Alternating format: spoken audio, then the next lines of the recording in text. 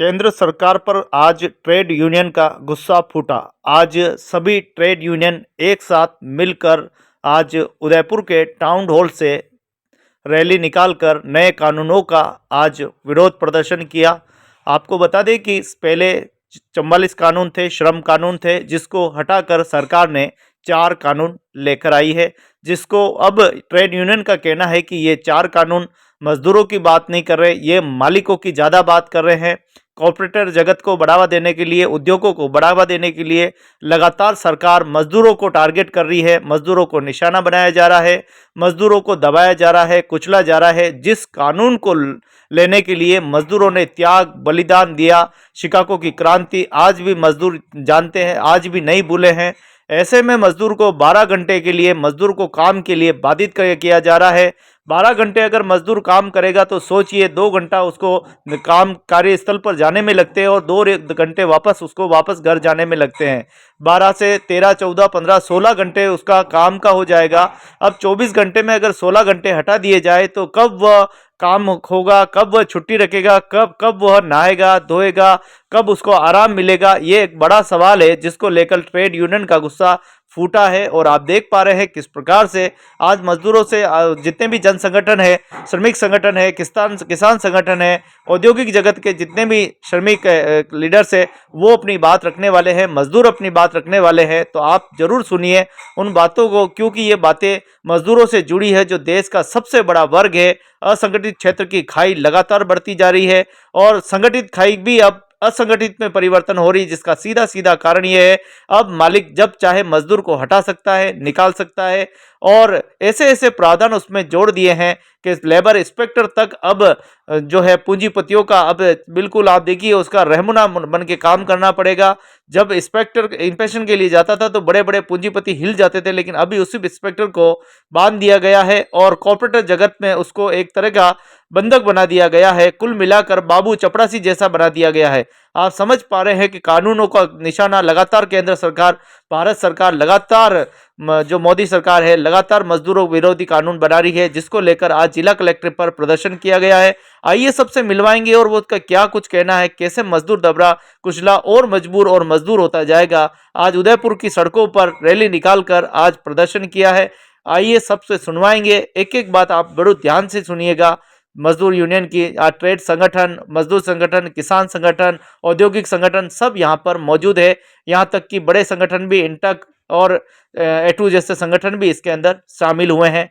तो ये बड़ी खबर है उदयपुर से, जहां नए श्रम कानूनों का लगातार विरोध किया जा रहा है और लगातार ट्रेड कह रही थी कि हमें नए कानून नहीं चाहिए, हमारे पुराने कानून में संशोधन कर दीजिए।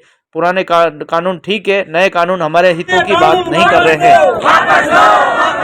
काले कानून वापस लो, वापस लो, वापस लो, काले कानून वापस लो, वापस लो, वापस लो, मजदूर मजदूर भाई भाई, मजदूर मजदूर भाई भाई। पुराने 29 श्रम कानून थे उनको खत्म कर दिया है। आज के इस कार्यक्रम के अंदर मैं एक्टू के शंकरलाल जी चौधरी, इंटक के इंदु शेखर जी व्यास और सीटू के हिराला जी सालवी, आप तीनों को ही आज की इस अध्यक्षता के कार्यक्रम में जोड़ता हूँ। साथियों, हमने एक लंबे संघर्ष तक इन कानूनों के प्रति इस सेंट्रल ट्रेड यूनियन ने देश के अंदर रोक के रखा था, लेकिन अभी हाल ही में इन कानूनों को खत्म करके जो नए कोड बिल लाए हैं वो निजी क्षेत्र के अंदर और असंगठित क्षेत्र के अंदर 93% देश की जो कर्मचारी मजदूर है, श्रमिक है, उनके ऊपर ये है दोस्तों। क्योंकि 80% रोजगार इसी से आता है, 45% GDP का जो शहर है वो इसी क्षेत्र से आता है। इनको एक लिमिटेशन करके जो अधिकार थे उनको खत्म करने का काम किया है। 4 जो कानून है, 4 जो संहिता है, वेतन संहिता, औद्योगिक संहिता, सामाजिक संहिता, व्यावसायिक हेल्थ और कार्यदशा की संहिता, ये 4 कोड जो दिए हैं इनमें मजदूरों के अधिकारों का कंटेनमेंट है, उनके अधिकारों में कटौती है। उसके लिए ये लंबी लड़ाई लड़नी पड़ेगी। ये आज का कॉल है, उसके बाद आगे क्या आता है उसके लिए हमें ये लड़ना पड़ेगा। हम और इन कानूनों के लिए जब निर्माण गवर्नमेंट ने कह दिया है कि हम इस कानून के तहत PFRDA कानून 2013 के एक्ट के तहत इस तरह से हम कोई भी आपको ये पैसा वापस नहीं लौटा सकते हैं। ऐसे में स्थिति यह हो गई है कि अब इस राजस्थान सरकार के राज्य कर्मचारियों का जो है पेंशन उसका क्या हालात होंगे जब राज्य सरकार इसको इम्प्लीमेंट नहीं कर सकती है। अभी हाल ही में 8 अक्टूबर को बद्रीलाल शर्मा ने क्या किया था कि हम ओल्ड पेंशन नहीं दे सकते हैं क्योंकि हमारे पास में राजकोषीय घाटा इतना हो रहा है सरकार के पास, इसीलिए हम इसको नहीं दे सकते, इसलिए इसको हम बंद करते हैं। और पार्लियामेंट के दोनों सत्रों में भी ये कह चुके हैं कि OPS नहीं मिलेगा है। इसके अलावा इनके पास कुछ नहीं है। मजदूर आएगा, एक फिक्स टर्म एम्प्लॉय की तरह काम करेगा, उसको ठेकेदार जो पेमेंट देगा वो लेगा और ठेकेदार की मर्जी पे होगा।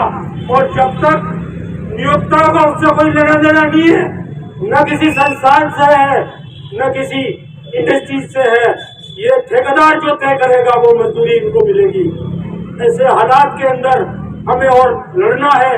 और मोटी चीज, पहले 100 के मजदूरों पे कारखाना बंद करने के पहले उस कारखाना मालिक को सरकार से परमिशन लेनी पड़ती थी, लेकिन अब 300 का इसका क्राइटेरिया इस नए कानून के अंदर कर दिया है। तो इन सब काले कानून के विरोध में हमें हमेशा संघर्ष करना है। और तभी वो इसको उससे वार्ता करने के लिए आमंत्रित करेगा। अगर 2-3 संगठन भी हुए और किसी के पास 50% की स्थिति नहीं हुई तो वो समझौता करने की स्थिति में नहीं होगा। और जब किसी इंडस्ट्रियलिस्ट के पास आपका संगठन समझौता करने की स्थिति में नहीं होगा तब आपकी वेज रिविजन, तनख्वाह, किसी भी तरह का भत्ता वो आप उसके साथ बात नहीं कर सकोगे। ऐसी सिचुएशन में आपके खिलाफ पुलिस कार्रवाई हो सकती है, आपके खिलाफ कोई भी कानूनी कार्रवाई हो सकती है और किसी भी व्यक्ति को किसी भी तरह से बाहर निकाला जा सकता है। आज 51% पर आप किसी संगठन को मान्यता नहीं दे रहे हो, लेकिन आज जो MP और MLA बनता है वो 18 से 20% मतदाताओं के अपना मत प्राप्त करता है और वो MP और सांसद और कानून बनाने की स्थिति में आ जाता है। और हमारी पोजीशन ये है कि हम 51% होंगे तभी उन्होंने लिखा है कि जो है मनुस्मृति लागू की जाएगी, उसी के तहत ये सारे एक्ट में प्रावधान किए गए हैं। पहले जो देश आजाद नहीं हुआ उसके पहले मजदूरों को यूनियन बनाने का अधिकार था, ये सारे अधिकार ये इस एक्ट के साथ खत्म कर दिए गए हैं। साथियों, यूनियन बनाना मुश्किल हो जाएगा, मांग पत्र रखना मुश्किल हो जाएगा, हड़ताल करना मुश्किल हो जाएगा। 8 घंटे की जगह 12-12 घंटे काम कर रहे हैं साथियों।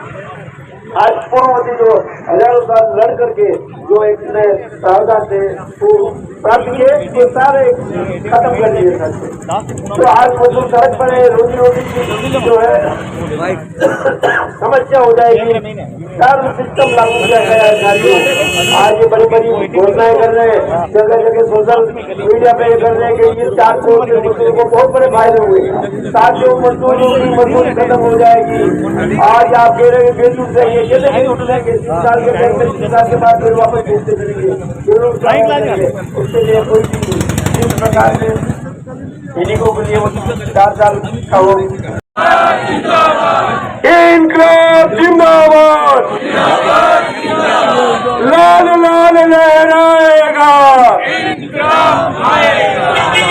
उन लोगों की लड़ाई आज तक आप और हम सब जितने भी संगठन यहाँ पे मिले हैं, सारी ट्रेड यूनियन है, सारी ट्रेड यूनियन के नेता और आपके सभी कार्यकर्ताओं के साथ आप वर्षों से लड़ते हुए आए हैं और इस प्रशासन को और इस सरकार को हमेशा धूल चटाई है आप लोगों की ताकत से। हमें आप लोगों की ताकत पे पूरा भरोसा है और हमारे नेता आदरणीय सिंह साहब और लाल झंडे और तमाम ट्रेड यूनियन के नेताओं पे पूरा भरोसा है कि वो आपकी समस्याओं का पूरा निराकरण करा के ही हम दम लेते हैं। हम ज्यादा नहीं कहते हुए मंच का आदेश है। संक्षिप्त में मेरी बात कहूँ तो हमारे जो पूर्व में भी हमारे नेता हुए आदरणीय वरिदास जी सिंघवी साहब, जिन्होंने हमारे जिला यूनियन के राव साहब और तमाम मेहनतकश लोग हैं जिन्होंने हमारे लिए लड़ाई लड़ी है, उनको मैं श्रद्धांजलि देते हुए सिंघवी साहब, आयदास जी और हमारे तमाम जो नेता हैं उनको श्रद्धांजलि देते हुए मैं पुनः एक बार ज्यादा नहीं बोलते हुए हमारी लड़ाई घरेलू हिंसा का है, एक सामाजिक सुरक्षा है और अभी तक उनका कल्याण मंडल बोर्ड नहीं मिला है। और एक यहाँ से गुजारिश करना चाहूंगी कि एक लड़की के साथ ये चोरी का इल्जाम लगाया गया है, उसके लिए भी हम अभी लड़ाई लड़ रहे हैं आगे की कड़ी में। धन्यवाद।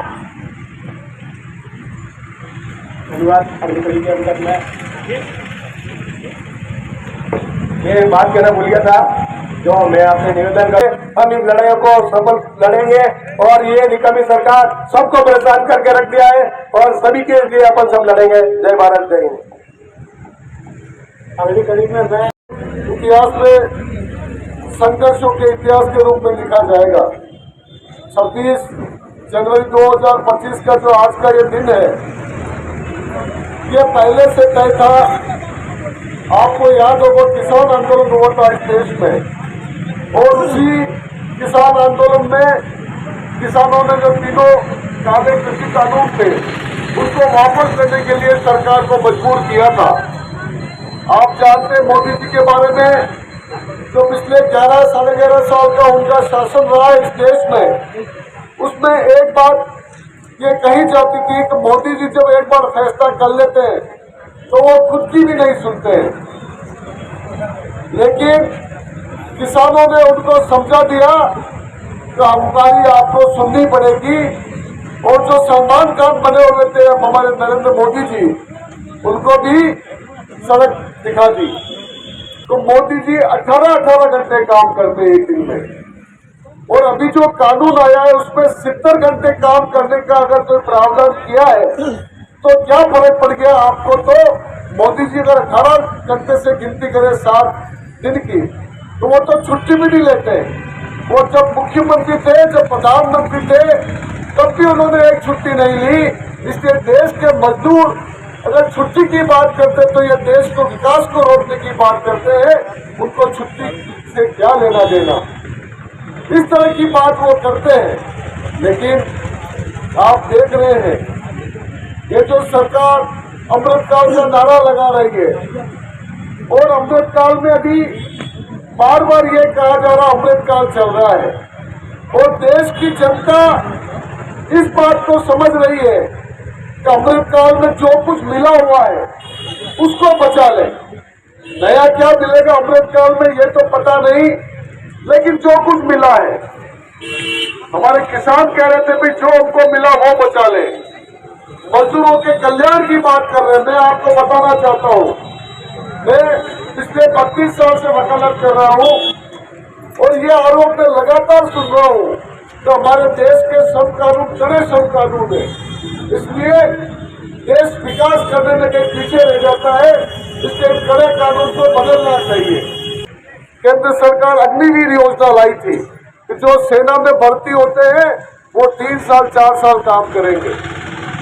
हमारे देश के ये जो मजदूर है, जो परमानेंट मजदूर होता था, 240 दिन अगर कोई काम कर लेता तो उसको निकालने के पहले एक प्रक्रिया होती है, उस बिना प्रक्रिया के उसको मजदूर को मालिक निकाल नहीं सकता, लेकिन वो प्रक्रिया खत्म कर दी है।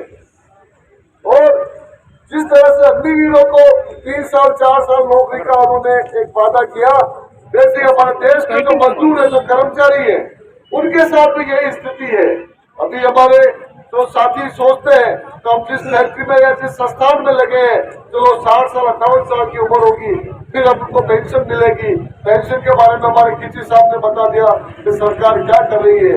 जो नौकरी की जो थोड़ी बहुत सुरक्षा थी, जो मन में मालिक के कहीं न कहीं एक डर था कि कोर्ट में मजदूर जाएगा, नौकरी की सुरक्षा होगी, लेकिन वो सारे खत्म कर दिए हैं।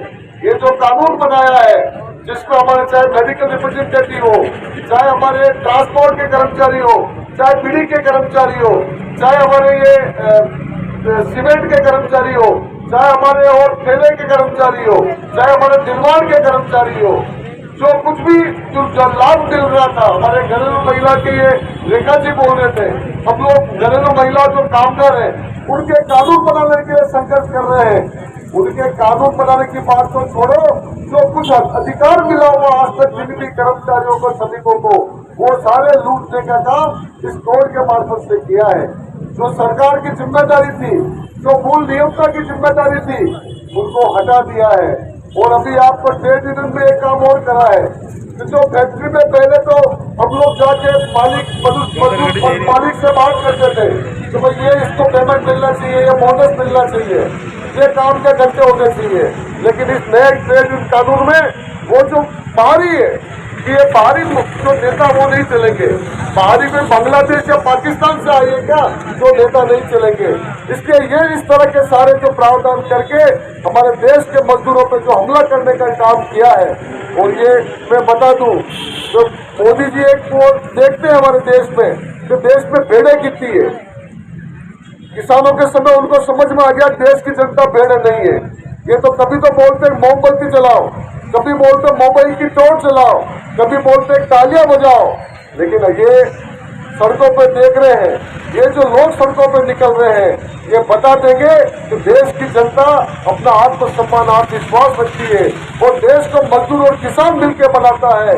और अगर इनको छेड़ने का काम किया है, इनके अधिकारों पे हमला करने का काम किया है, तो ये आपको सड़क पे देखने के अलावा हमारे साथियों ने बोला संसद में भी देखने का काम करेंगे। और ये जो बार बार आप सोचते हो तो चुनाव में जीत गए, इसलिए जनता को हम लोग जीत लेंगे।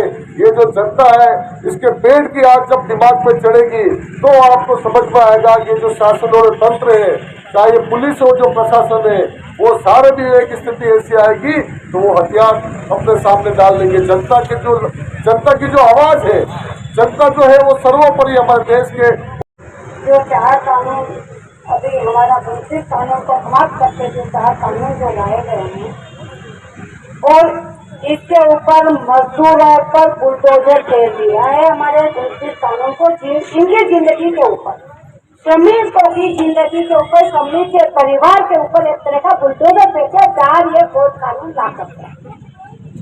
साथियों, एक मजदूर जो काम करता है, मजदूर काम करके पूरा परिवार पालता है और उन कानून से इन मजदूरों के हालात क्या होनी है वो आप सबको मालूम पड़ गया है कि ये कानून आने से हमारे देश में क्या, और उसके अंदर जाकर के कानून बने। इतनी कुर्बानी देने के बाद, कानून बनने के बाद कानून को मोदी सरकार वापस खत्म करना चाहती है। तो मजदूरों के अंदर जो बोनस एक्ट है, आईडी एक्ट है, ये सारे कानून के तहत हम लड़ते थे, वो लड़ाई अब समाप्त कर दी गई है। तो मेरे कहने का ये कि तमाम दुनिया भर के मजदूरों सारे एक होकर के इस मोदी के खिलाफ एक झुंडा बना करके अपना आंदोलन को तेज करेंगे। और जब तक ये कानून वापस नहीं लिया जाता, जब तक हमारी लड़ाई जारी रहेगी।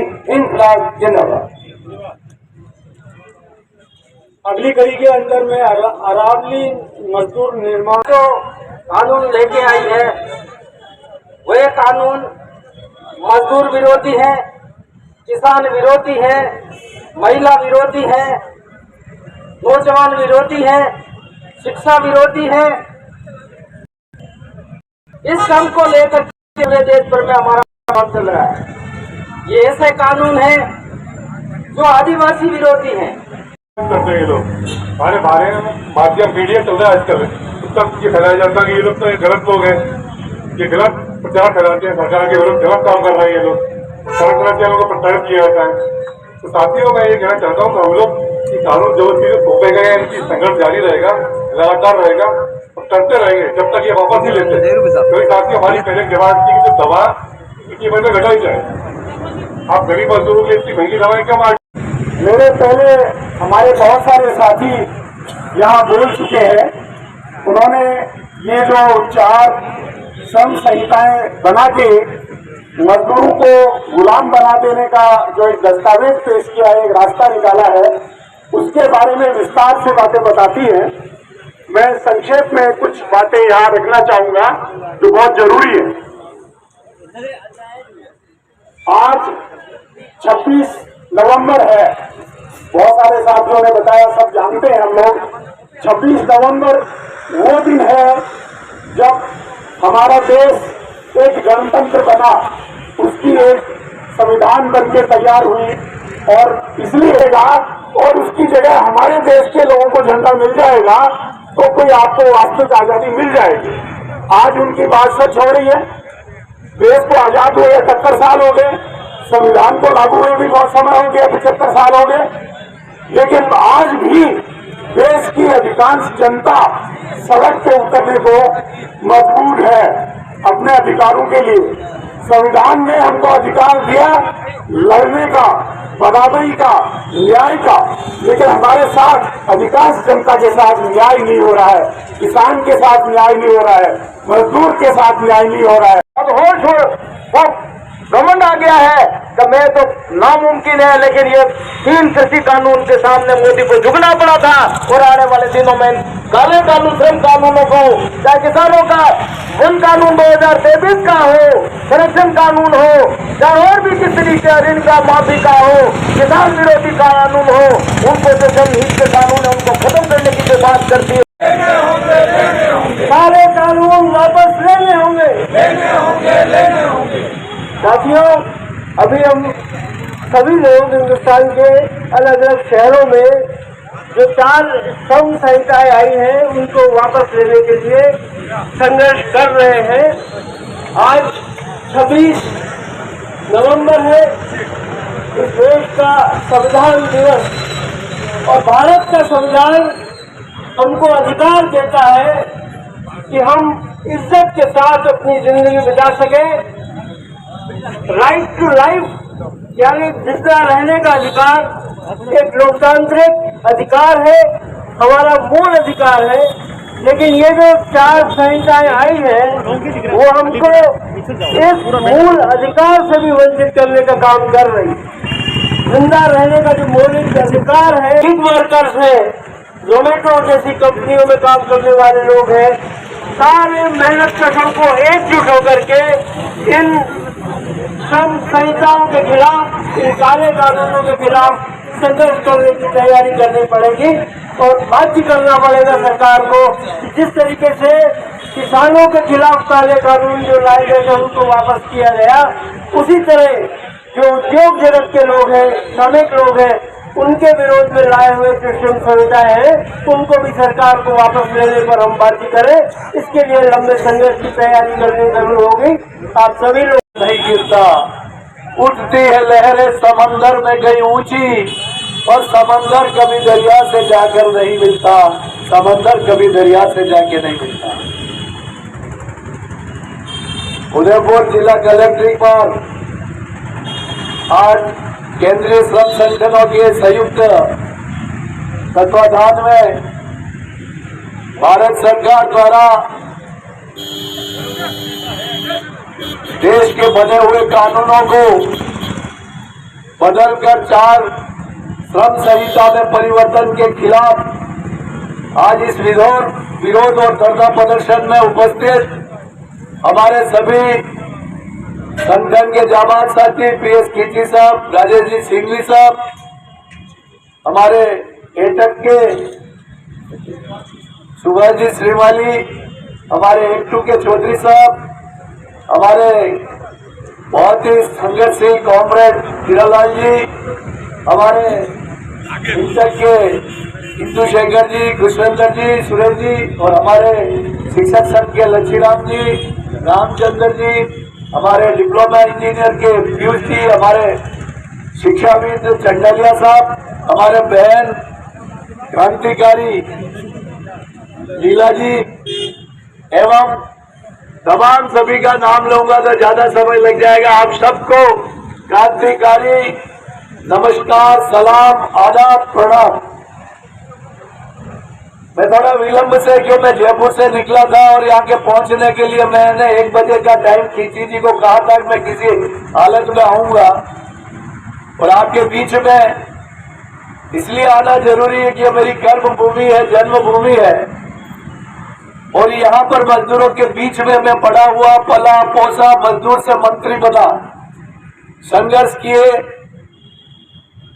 और जीवन में कई संघर्ष देखे, लेकिन ये संघर्ष हमारे जीवन में एक अनूठा संघर्ष है कि जो देश की आजादी के पहले बने हुए मजदूर कानून जो अंग्रेजों की हुकूमत ने बनाए थे, जो इस देश का शोषण करने वाले थे, उन्होंने भी मजदूरों का ख्याल रखकर उनके हितों की रक्षा के लिए कानून बनाए थे। लेकिन देश आजादी के बाद अपने आप को स्वदेशी, अपने आप को राष्ट्रभक्त और अपने आप को भारत के ज्यादा वफादार कहने वाले लोग सत्ता में बैठे हुए उन लोगों ने उन अंग्रेजों के बनाए हुए, विदेशियों के बनाए हुए मजदूरों के हितों के कानून को इन स्वदेशियों ने उद्योग तक हटाई, बिस्तर पर लुढ़क जाए और सुबह वापस उठकर वापस टोकरी पे जाए और वापस वो गांव के लुढ़क जाए। जब मजदूर और किसान जब सोचेगा तो नए विचारों की क्रांति पैदा होगी, और जब पूंजी के खिलाफ सड़कों पर उतरेगा उसको इतना मजबूर कर दो और उतना उसको मेहनत का उसके ऊपर इतना वजन डाल दो वो फ्री नहीं हो पाए। ये मोदी जी की चाल आगे जाकर इस देश में एक दलीय व्यवस्था बनाने के लिए ये किसान और मजदूरों के कानूनों को बदला गया है। वो चाहते हैं कि भारत में लोकतंत्र खत्म हो जाए और एक पार्टी की सरकार रहे और सब मजदूर और किसान बदुआ बन जाए और वो गुलाम बनकर इस देश में मशीन की तरह काम करते रहे। हम इसका प्रतिरोध करते हैं। मैं बहुत सी बातें बताना चाहूंगा और आपके बीच में अब संघर्ष की शुरुआत है, आते रहेंगे। आप सबने आज पधार कर इस विरोध प्रदर्शन को सफल बनाया, उसके लिए धन्यवाद देते हैं। जैसा कि मेरे पूर्व वक्ताओं ने कहा, माननीय सिंघी साहब, जगदीश लाल जी, पीजे साहब, सबने कहा, मैं तो आपसे एक ही बात कहना चाहता हूँ, इन सब का पुरजोर विरोध करना है। और आपको पता है कि पहले भी संघर्ष हुए, कानून वापस लिए गए। आज अपने साथी को बताना कि मैं तेरी रक्षा के लिए केरकी पे जाके आया हूँ और अगले जन्म में तुझे भी आना है। साथियों, यदि इन दोनों देखना होगा तो ठीक है, सहन करने पड़ेंगे। जज्बे से तैयार हो जाओ, हर प्रकार का विरोध करना पड़ेगा। आप आए, अपने अधिकार के लिए आए, हमेशा तैयार रहना है। धन्यवाद, जय हिंद। हिम्मत जी से अपना उद्बोधन देंगे।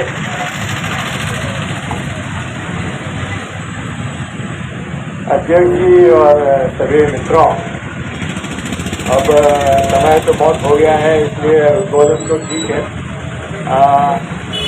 मैं एक नारा लगाता हूँ, मैं बोलूँगा लड़ेंगे, आप बोलेंगे जीतेंगे।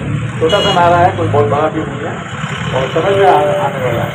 लड़ेंगे, लड़ेंगे, लड़ेंगे, जीतेंगे। आप सब लोगों को बहुत बहुत धन्यवाद कि आपने यहाँ पधार करके ये जो श्रम कानून जो धोखे से बनाए गए हैं, धोखा इसलिए कह रहा हूँ मैं कि संसद में ये पास नहीं हुए थे। इनको पास कराने के लिए राज्यसभा में तो सारे विपक्ष के सांसद थे, वो बहिष्कार कर गए थे, उन पर कोई बहस ही नहीं हुई। और वैसे भी ये कानून उस समय पास हुए जब कोविड की महामारी चल रही थी।